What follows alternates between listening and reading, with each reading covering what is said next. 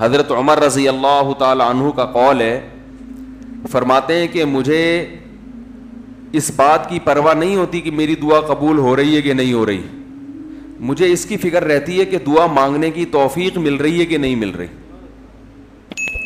کیونکہ اللہ جب ناراض ہوتا ہے نا کسی سے، مانگنے کی توفیق چھین لیتا ہے اللہ تعالیٰ.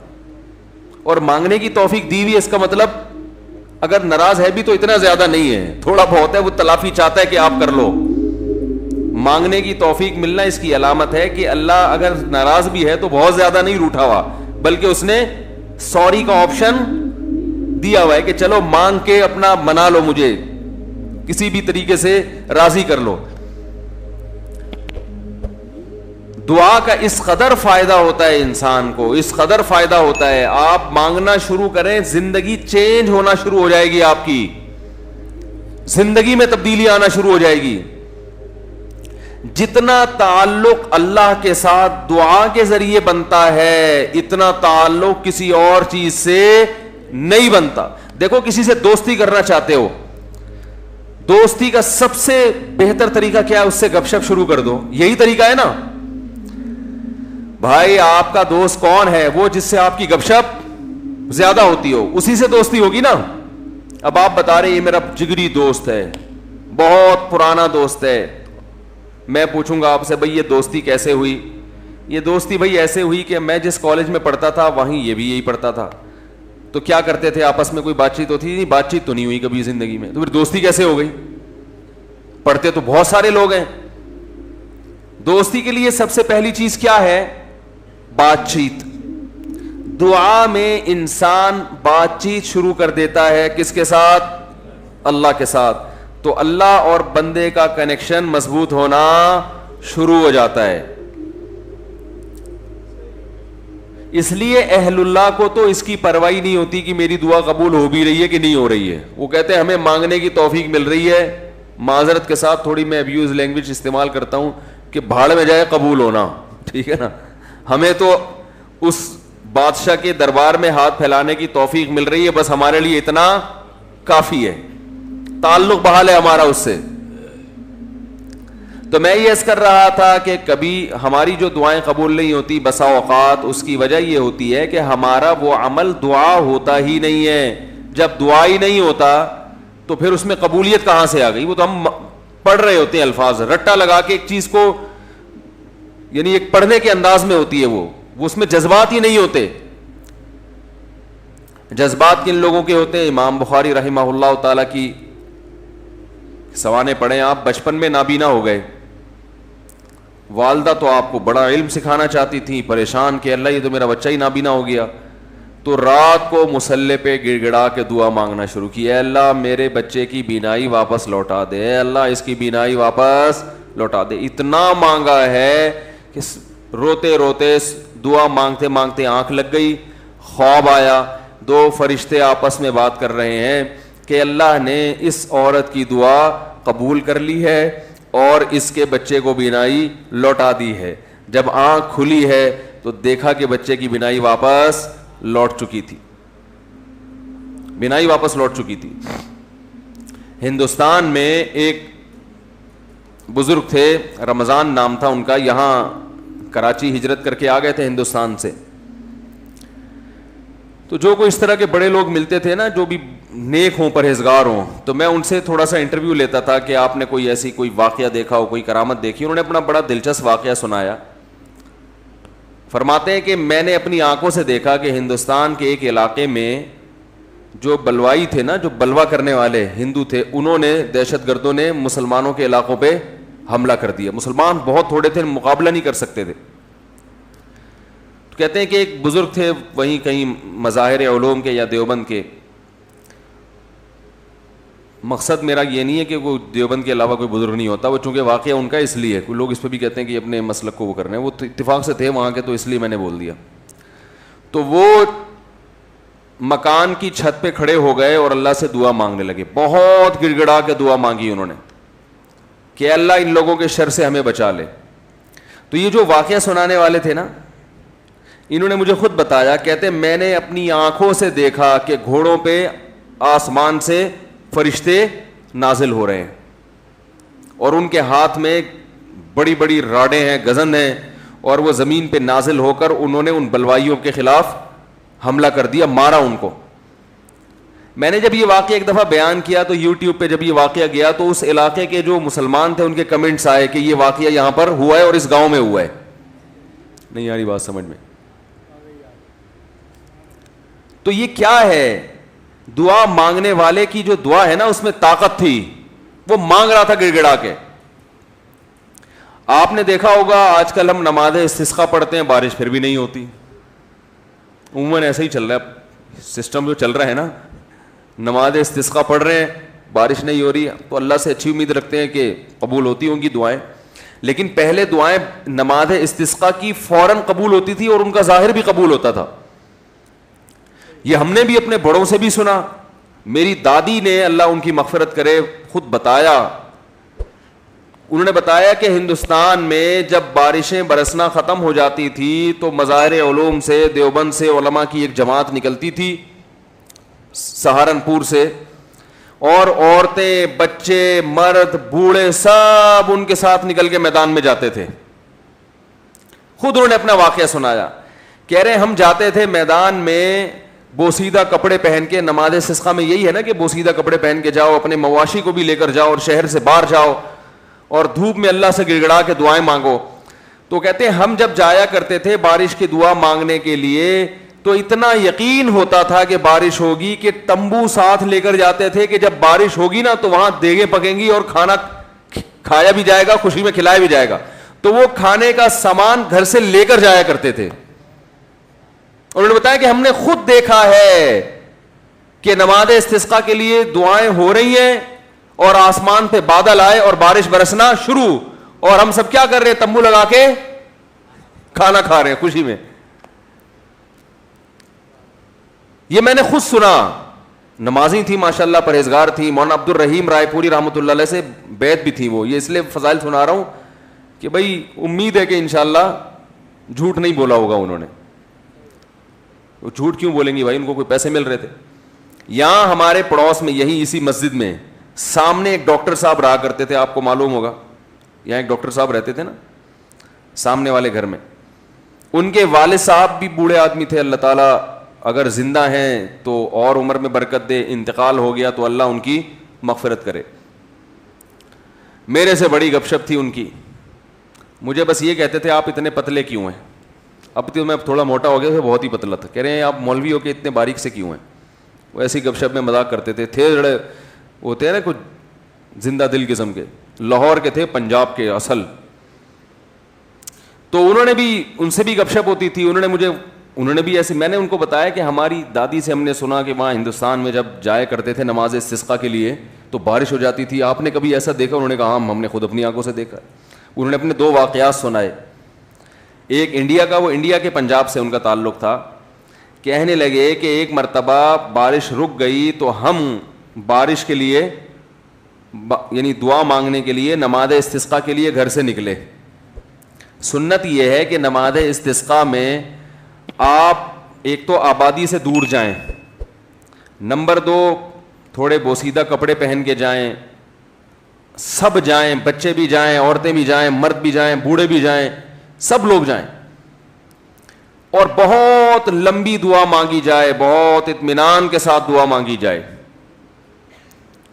تو وہ کہتے ہیں کہ ہم جب نکل کے جا رہے تھے تو ہندو یہ کہہ رہے تھے یہ موسلے بارش برسانے جا رہے ہیں. یعنی ہندوؤں کو اتنا یقین تھا, موسلے کہتے ہیں نا, موسٹلی ہندو زیادہ تر موسلے ہی کہتے ہیں مسلمانوں. تو کہہ رہے تھے کہ یہ کیا کرنے جا رہے ہیں؟ موسلے بارش برسوانے جا رہے ہیں. کہتے ہیں کہ جب گئے ہیں دعا مانگی ہے, انتہائی شدید گرمی. آج نماز استسقا بھی ایئر کنڈیشن ہال میں ہوتی ہے, اور توبہ ووبہ کا تو کوئی تصور ہوتا ہی نہیں ہے, کوئی گناہوں سے توبہ بھی کرے. وہ تو یہی ہوتا ہے, اللہ میں پھر فلم دیکھوں گا, جیسی بارش ہوگی تو میں کیا دیکھوں گا جا کے. تو گناہ سے تو قرآن کیا کہتا ہے, یا قوم استغفروا ربکم, گناہوں سے معافی مانگو, یرسل السماء علیکم مدرارا, آسمان سے موسلا دھار بارشیں برسائے گا. تو نماز استسقا کا جو کانسیپٹ تھا وہ یہ تھا کہ آپ اللہ سے اپنے تمام گناہوں کی معافی مانگیں. تو گناہوں کی معافی کا تو ہمارے ذہن میں ہی نہیں ہوتا, اور وہ امام پہ ڈال دیتے ہیں جو بیچارہ دعا مانگ رہا ہے نا کہ اس کی وجہ سے قبول نہیں ہوئی. وہ تو اخلاص سے مانگ رہا ہوتا ہے. مسجد کا امام جو ہے وہ پبلک میں ایسے ایسے ماشاءاللہ بدماشوں کی کثرت ہوتی ہے. کوئی بہن کی وراثت کھا کے بیٹھا ہے, کوئی یتیم کا مال دبا کے بیٹھا ہوا ہے. چلو اب دبا لیا, مال کھا لیا, اب توبہ تو کرنا کہ اللہ میں واپس دے دوں گا. وہ نہیں ہوتا. اللہ میں قحط سے مر جاؤں, بارش نہ ہو کوئی مسئلہ نہیں ہے, میں مر جاؤں گا قحط سے, مگر میں بہن کا پلاٹ واپس بولو بھائی نہیں کروں گا. تو پھر کہاں بارش ہوگی میرے بھائی؟ اللہ کہہ رہے ہیں تم بدماشی چھوڑنے کے لیے تیار نہیں ہے. تو وہ انہوں نے اپنا واقعہ سنایا کہ ہم گئے, ہم نے دعا مانگی, اور وہ جو ہمارے امام صاحب تھے انڈیا میں, کوئی جالندھر یا کوئی لدھیانہ کا واقعہ ہے, کہہ رہے وہ سردے میں گئے ہیں اور اوپر سے اتنی شدید گرمی تھی کہ وہ ہماری کمر جو ہے نا دھوپ کی وجہ سے ایسا لگ رہا تھا جل جائے گی. مگر امام صاحب جو سردے میں جا کے روئے ہیں اور پبلک کو رلایا انہوں نے کہ اللہ جب تک بارش برسے گی نہیں یہاں سے ہم ہلیں گے نہیں. یہ اب دیکھیں جس کو اطمینان ہوگا وہ اتنی دیر تو سردے میں پڑا رہے گا, ورنہ وہ کہے گا یار کچھ ہونے والا تو ہے نہیں, خام خامے کمر جلا کے آ جاؤ. کہہ رہے وہ انہوں نے گڑ گڑائے ہیں, وہ ایسا گڑ گڑائے ہیں اور کمر ہماری جل جل کے لگ رہا تھا کہ وہ خراب ہی نہ ہو جائے. اور پھر انہوں نے مجھے اب خود سنایا واقعہ, کہتے ہیں ہم نے دیکھا کچھ دیر ہوئی ہے, اس کے بعد گہرے بادل آئے ہیں اور وہیں بارش برسنا شروع ہو گئی ہے. اور کہہ رہے جب تیز بارشیں ہوئی ہیں تو ہم جب واپس آ رہے تو ہندو ہنس رہے اور کہہ رہے تھے یہ موسلے بارش برسوا کے آ رہے ہیں. ہندوؤں کو بھی یقین ہوتا تھا یہ موسلے بڑے تیز ہیں. آج کا جو موسلہ ہے میرے بھائی ہم جیسے نالائقوں پر مشتمل ہے, تو پھر ہم اپنی ذمہ داری پوری نہیں کر رہے. اللہ کہتے تمہیں یقین نہیں ہے, تو پتہ نہیں کیا کر رہا ہے یہاں بیٹھ کے, ادھر توجہ. میں تو دیکھا ہے دعا مانگتے مانگتے نا جیب میں چیک کر رہے ہوتے ہیں کتنے پیسے پڑے ہوئے ہیں, 5,000 کا تو ہے نا, وہ خراب تو نہیں ہوا, آمین. پھر وہ آمین, پھر وہ تھوڑی دیر میں یہاں کھو جائے گا, پھر ادھر کھو جائے گا. 10 کام ہو رہے ہیں, دل نہیں لگ رہا, ایک فارمیلٹی پوری ہو رہی ہے, تو یہ کیسے حساب چلے گا میرے بھائی؟ تو دعا قبول ہوتی ہے. بعض دفعہ ایسے ہوتی ہے جیسے میں نے آپ کو بتایا, اس طرح سے بھی ہوتی ہے کہ ادھر مانگی اور ادھر اللہ نے بارشیں برسانا شروع کر دی. اور بعض دفعہ دعا ایسے قبول ہوتی ہے, اچھا کچھ کر کے دعا مانگو تو زیادہ قبول ہوتی ہے. کچھ اللہ کے لیے کیا ہو نا, جیسے حدیث میں آتا ہے 3 آدمی غار میں بند ہو گئے, بڑا زبردست واقعہ ہے وہ حدیث میں. غار میں گئے تھے, اوپر سے پتھر لڑکا اور غار کا منہ بند, اب نکلنے کا راستہ ہی نہیں, اور ان کو کوئی آواز بھی نہیں باہر جا سکتی, فون وون تو ہوتا نہیں تھا پہلے. تو اب ان کو یقین ہو گیا کہ اب ہمارا انجام سوائے موت کے کچھ نہیں ہے, اس میں تڑپ تڑپ کے مرنا ہی اور کچھ نہیں ہوگا. تو تینوں نے کہا کہ بھائی دیکھو اللہ کو اپنے کسی اچھے عمل کا واسطہ دے کے دعا مانگو. ہم میں سے کسی سے کوئی زندگی میں اچھی نیکی ہوئی ہو جو آپ سمجھتے ہو کہ بہت اچھی نیکی ہے, تو اس نیکی کا اللہ کو واسطہ دے کے دعا مانگی جائے. تو مشہور حدیث ہے, جلدی مکمل کرتا ہوں. ایک نے کہا اللہ میں بکریاں چراتا تھا, گھر آیا, اپنے بچوں کو دودھ پلانے سے پہلے میں نے کہا والدین کو پلاؤں گا, والدین سو گئے تھے, تو ساری رات سرہانے ان کے سرہانے کھڑا رہا تھا میں سر کے پاس, ان کو جگاؤں گا بھی نہیں کہ نیند خراب ہو, اور ایسا بھی نہیں ہوگا کہ پہلے بچوں کو پلا دوں, پہلے ماں باپ بعد میں اپنے بچے. پوری رات پیالہ لے کے سر کے کنارے کھڑا رہا, جب صبح اٹھے تو پھر ان کو پلایا, اٹھا بھی نہیں رہا. والدین کی خدمت کتنی بڑی نیکی ہے دیکھو. اللہم ان کنت فعلت ذلک ابتغاء وجہک فاصرف عنا ما نحن فیہ فاکشف عنا ما نحن فیہ. اے اللہ اگر میں نے یہ تیرے لیے کیا تھا اور تجھے یہ میری نیکی پسند آ گئی ہے, تو آج جس مصیبت میں مبتلا ہے اللہ اس مصیبت سے ہمیں نجات دے دے. کیسی اللہ کی قدرت, وہ پتھر ہلائے اپنی جگہ سے. پتہ چلا میرے بھائی ماں باپ کی خدمت بڑی بڑی چٹانوں کو اپنی جگہ سے ہلا دیتی ہے بغیر کسی وجہ کے. اتنا بڑا عمل ہے یہ. آج برداشت نہیں ہوتا ہے, نہ باپ کی ڈانٹ برداشت ہوتی ہے, نہ ماں کی ڈانٹ برداشت ہوتی ہے. دیکھو اللہ چاہتے پورا پتھر ہلا دیتے, لیکن اللہ نے کہا کہ سب کا عمل سامنے آ جائے نا, تو اللہ نے تھوڑا سا ہلایا پتھر کے ابھی ہلکی سی ہوا آئے بس ہے بھائی, تاکہ باقی دو کی نیکیاں بھی سامنے. ویسے تو اللہ کو اتنا پسند آیا کہ اللہ چاہتے تو ہٹا دیتے نا پتھر. دوسرے نے دعا مانگی, اے اللہ میں اپنی چچا بہن پہ عاشق تھا, اس سے زنا کرنا چاہتا تھا, وہ موقع نہیں دیتی تھی, بہت سخت عشق والی محبت تھی, بالآخر قحط پڑا, سب کچھ ختم ہو گیا, تو وہ میرے پاس آئی روٹی کے لیے, تو میں نے اس سے کہا ایک شرط پہ تجھے راشن دوں گا کہ تو میری حرام خواہش کو پورا کر. اور بالآخر مجھے اس پر قدرت ہوئی. جب میں زنا کے, وہ مجبور ہو گئی بیچاری, جب میں زنا کے بالکل قریب پہنچ گیا تو اس نے مجھے اللہ تیرے عذاب سے ڈرایا, اتق اللہ ولا تفض الخاتم الا بحقی, کہ تو یہ کام کر تو رہا ہے مگر تو اللہ سے ڈر. اے اللہ میں اس حالت میں کہ مجھے اس پر مکمل قدرت ہو چکی تھی اور میں عرصے سے تلاش میں تھا کہ یہ میری دسترس میں آئے, آج جب مجھے موقع ملا اور بالکل قریب پہنچ گیا زنا سے, تو اس نے مجھے کہا اللہ سے ڈر, تو اللہ میں تیرے خوف سے پیچھے ہٹ گیا. ان کنت فعلت ذلک ابتغاء وجهک, اے اللہ صرف تیرے لیے کیا تھا, اگر تو اس عمل کو قبول کرتا ہے تو آج جس مصیبت میں مبتلا ہیں اس مصیبت سے ہمیں نجات دے دے. حدیث میں آتا ہے پتھر مزید تھوڑا سا لڑک گیا, اور کیا ہے کہ دھوپ بھی آنا شروع, ہوا بھی, لیکن ابھی نکل نہیں سکتے تھے کیونکہ اللہ تیسرے کا عمل بھی سامنے لانا چاہتا تھا. تیسرے نے کہا اللہ میں فلاں شخص کے پاس مزدوری کیا کرتا تھا, مزدوری چھوڑ کے چلا گیا, ایک مزدور تھا میرے پاس, مزدوری لیے بغیر وہ چلا گیا, تو اس کی جمع پونجی سے میں نے کاروبار کیا, بہت کاروبار بڑھ گیا, بہت عرصے کے بعد وہ آیا تو اس نے کہا میری جو مزدوری تھی دے دو. تو میں نے کہا بھائی تیرے پیسے سے میں نے یہ بزنس کیا, یہ سینکڑوں اونٹ, گائے, بیل, بکریاں, یہ سب تیری ہیں. وہ بھی ایسا نیمبو نچوڑ کم بخت ساری چیزیں اٹھا کے لے گیا. وہ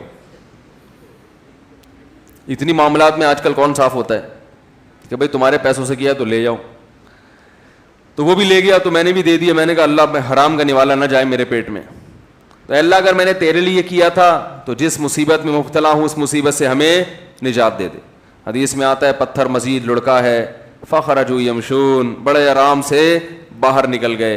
تو دیکھو اس سے پتہ چلتا ہے اللہ کے لیے کچھ قربانی دی ہو تو پھر دعائیں ٹھا کر کے قبول ہوتی ہیں. جو لوگ بینک کی ملازمت چھوڑ دیتے ہیں, بڑی قربانی ہے, ان کی دعائیں بہت تیزی سے قبول ہوتی ہیں.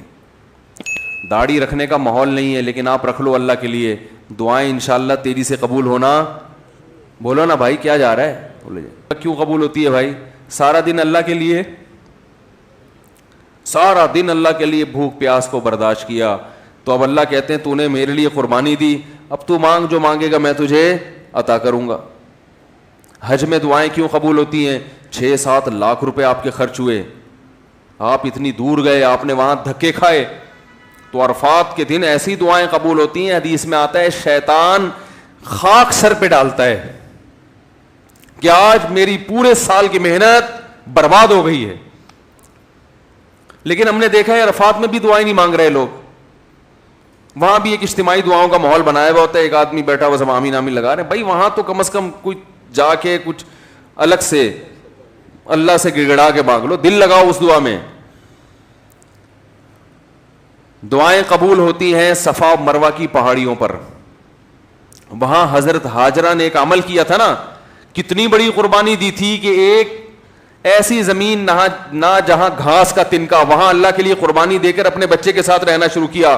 اور پھر آزمائش آئی اللہ کی طرف سے, بچہ ایڑیاں رگڑ رہا ہے, پانی کا نام و نشان نہیں ہے, لیکن وہ اللہ سے شکایت نہیں کر رہی کہ اللہ تو نے تو مجھے مروا دیا, کہاں لا کے میرے شوہر نے مجھے ڈال دیا. بھاگ رہی ہیں ادھر سے ادھر, ادھر سے ادھر.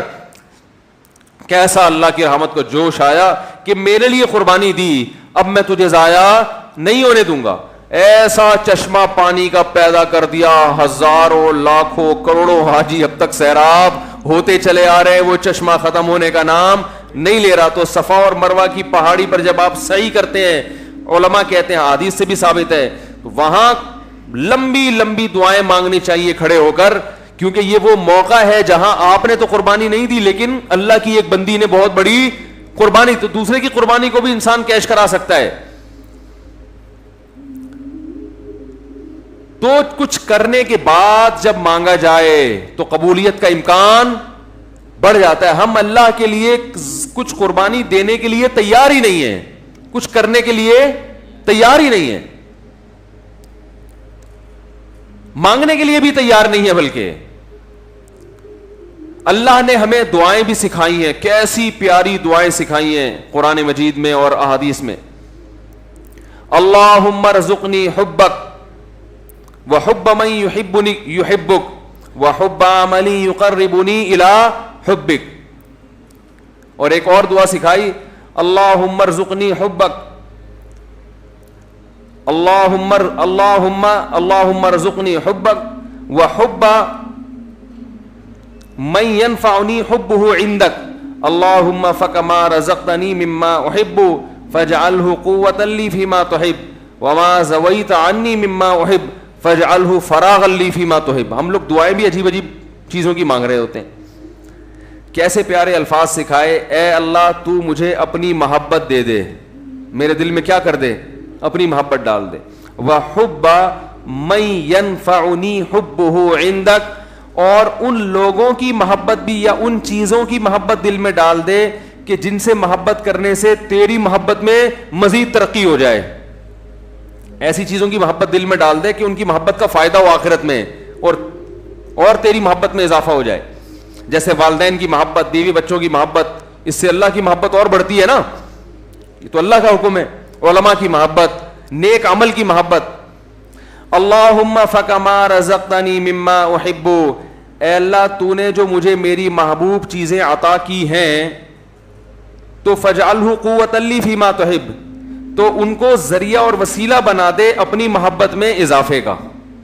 یعنی وہ مجھ سے چھیننا نہیں وہ چیزیں, بلکہ ان سے ان کا استعمال اس طرح سے ہونا شروع ہو جائے کہ وہ دین میں اور ترقی کا ذریعہ بننا. جیسے کسی کو اللہ نے مال دیا تو مال سے ہر ایک کو محبت ہوتی ہے, تو یہ مال اور آخرت میں ترقی کا ذریعہ بن جائے. وما زویت عنی مما احب, اور جو میری محبوب چیزیں تو نے مجھے نہیں دی, میں چاہتا تھا لیکن نہیں ملی, تو ان کا نہ ملنا تیری محبت میں ترقی کا ذریعہ بن جائے. کیسے عجیب الفاظ ہیں دیکھو. اور یہ کس نے بتائے؟ امی نے, جو نہ لکھنا جانتے اور نہ پڑھنا جانتے ہیں. یہی ہوتا ہے نا, کچھ چیزیں آپ کو مل جائیں گی آپ کی پسند کی, کچھ نہیں ملیں گی. تو اللہ جو پسند کی چیزیں مل گئی ہیں ان سے بھی آخرت میں ترقی ہو جائے, جو نہیں ملی ان کا نہ ملنا آخرت میں ترقی کا ذریعہ بن جائے. ہر چیز گھوم کے کہاں آ رہی ہے؟ اللہ کی ذات کی طرف. تو بھائی رمضان کی چند گھڑیاں باقی ہیں, کچھ وقت نکال کے اللہ سے گڑ گڑا کے. علماء کہتے ہیں روزانہ 24 گھنٹے میں ایک ٹائم ایسا ہونا چاہیے کہ جس میں آپ روز ایک وقت اللہ سے تفصیل سے گڑ گڑا کے دعا مانگ کے معمول بنائیں اپنا. بات سمجھ میں آ رہی ہے بھائی کہ نہیں آ رہی؟ روزانہ 24 گھنٹے میں کم از کم ایک وقت, وہ سب سے افضل وقت ہے رات کا آخری حصہ. اگر اس ٹائم نہ ہو سکے تو جو وقت آپ کو ملے, لیکن مانگنا ضرور ہے. اور یہ یقین کر لینا ہے کہ جس کے سامنے ہاتھ پھیلا رہے ہیں وہ محروم نہیں کرتا. نبی صلی اللہ علیہ وسلم نے فرمایا ان اللہ لا یستحیی, اللہ تعالیٰ کو اس سے حیا آتی ہے, ان یردہما خائبین, کہ جب کوئی بندہ اس کے سامنے ہاتھ پھیلائے تو اللہ اس کو خائب و خاسر واپس لوٹائے. اس بات سے اللہ کو حیا آتی ہے. تو وہ قبول ہوگی, یا تو اللہ وہی چیز عطا کر دیں گے یا اللہ تعالیٰ اس کا کوئی نعم البدل عطا کر دیتے ہیں. وہ نعم البدل عطا ہوتا ہے تو آپ کو وہ چیز نظر نہیں آ رہی ہوتی, نعم البدل کو آپ سمجھتے ہی نہیں کہ یہ نعم البدل ہے. اور بعض دفعہ اللہ ایسا کرتے ہیں کہ جو چیز آپ مانگ رہے ہیں وہ نہیں ملتی, لیکن کوئی مصیبت آنے والی ہوتی ہے جو اللہ آپ سے ٹال دیتے. آپ کہہ رہے ہیں کہ اللہ اس مریض کو شفا دیتے, وہ ٹھیک نہیں ہو رہا, وہ دوسرا بھی مرنے والا تھا, وہ دوسرے پر بیماری حملہ کرنے والی تھی, اللہ نے اس کو حملے سے روک لیا. یہ کتنا بڑا فائدہ ہو گیا. اور بعض دفعہ یہ ہوتا ہے کہ جو چیز آپ مانگ رہے ہیں وہ نہیں ملتی, لیکن اس مانگنے سے جو مقصد تھا وہ مقصد مل جاتا ہے. آپ کو کوئی پریشانی آئی, آپ دعا مانگ رہے ہو اللہ وہ پریشانی ٹال دے, اللہ نے وہ پریشانی تو نہیں ٹالی, لیکن اس کی وجہ سے جو آپ کا دل پریشان ہو رہا تھا وہ دل کی پریشانی کو دور کر دیا. تو مقصد حاصل ہو گیا کہ نہیں ہو گیا؟ ارے آپ مانگ رہے تھے اللہ غربت دور کر دے, تو غربت کی وجہ سے ٹینشن ہو رہی ہے نا, اللہ نے ٹینشن دور کر دی جو پیسے سے مقصد ہے. ہو غریب مگر مزہ ویسے آ رہا ہے جیسے مالداروں کو آتا ہے. بہت مشکل ہے سمجھانا, کیا کریں یار. ہو غریب مگر اندر سے دل کیا ہو گیا؟ مالدار ہو گیا. سکون وہ ملے گا جو اللہ نے مالداروں کو بھی عطا نہیں کیا ہوگا، ویسا سکون مل جائے گا آپ. بیماری میں دعا مانگ رہے ہو اللہ شفا دے دے، شفا تو نہیں ملی مگر اسی بیماری پر اطمینان نصیب ہو گیا جو ایک صحت مند آدمی کو ہوتا ہے، صبر نصیب ہو گیا. اور کچھ نہیں تو آخرت کے میں اللہ کے بینک میں یہ دعا کیا ہو جاتی ہے، جمع ہو جاتی ہے، اور آخرت میں اس کا اجر ملے گا. ایک روایت میں آتا ہے جب بندہ دیکھے گا اپنے عمل کو قیامت کے دن، اے اللہ یہ اتنی ساری چیزیں میرے لیے گفٹ، یہ کیا؟ اللہ کہیں گے یہ تیری وہ دعائیں ہیں جو آخرت کے لیے ہم نے اسٹاک کر دی تھیں. وہ کہے گا کاش میری کوئی دعا بھی قبول نہ ہوئی ہوتی. تو میرے بھائی اہل اللہ اس لیے مانگتے ہیں. اور دیکھو ایک آخری بات کہ قبول نہ کرنا کس کا کام ہے؟ اللہ کا. دیکھو جب ہم کوئی بیمار ہوتا ہے تو ہم کہتے ہیں یار اس کو ہاسپٹل میں ایڈمٹ کرواؤ، جو اپنی ذمہ داری ہوتی ہے آپ وہ پوری کرتے ہیں. اب آپ نے جب ڈاکٹروں کے حوالے کر دیا تو ایک تسلی ہو جاتی ہے نا کہ یار ہمارا جو کام تھا ہم نے کر دیا ہے، اب ہم کیا کریں، اب تو ڈاکٹروں کے حوالے ہے، یا وہ علاج کرتے ہیں تو ٹھیک ہے، نہیں کرتے تو ابھی ان کا ہیڈیک ہے، ہم کیا کر سکتے ہیں، اب تو تسلی تو ہو جاتی ہے نا. تو مسلمان جب اللہ کے دفتر میں فائل جمع کرا دے، معاملے اٹکے ہوئے آپ نے اللہ کے آفس میں فائل جمع کرا دی کہ میں نے اپنا کام کر لیا، گڑ گڑا کے دعا مانگ لی ہے، تو مسلمان کو بھی ایک تسلی ہو جاتی ہے کہ بھائی اب اللہ کے حوالے ہے، وہ قبول کر لے تو بھی ٹھیک ہے، نہیں کرے تو وہ انشاءاللہ اب فیصلہ کس کے حق میں ہوگا؟ میرے حق میں، کیونکہ اللہ تعالیٰ ضائع نہیں کرتا اپنے بندے. تسلی ہو جاتی ہے کہ اب یہ دعا قبول ہو تو بھی ٹھیک ہے، قبول نہ ہو تو بھی ٹھیک ہے. تو دعا سے مسلمان کو کیا ملتا ہے؟ اطمینان ملتا ہے، سکون ملتا ہے. تو ادعوا ربکم تضرعا وخفیا، اللہ فرماتے ہیں چپکے سے مانگو اور عاجزی اور انکساری کے ساتھ مانگو. اللہ تعالیٰ سے دعا ہے کہ اللہ ہمیں دعاؤں کا مانگنے والا بنا دے. اور سب سے زیادہ پتہ ہے کیا مانگنا ہے رمضان میں؟ ہدایت کی دعا مانگنی ہے. میرے گناہ چھڑوا دے اللہ مجھ سے. لیلۃ القدر میں جو دعا ہے اللہم انک عفو تحب العفو فاعف عنا، اے اللہ معاف کر دے. تو کیا مطلب، کس چیز سے معاف؟ میرے گناہ معاف کر دے. تو مطلب یہ ہے کہ میں آئندہ نہیں کروں گا، معاف کر دے. ہم یہ دعا مانگ رہے ہوتے ہیں کہ اللہ کرتا تو رہوں گا میں موت تک لیکن تو معاف کر دے.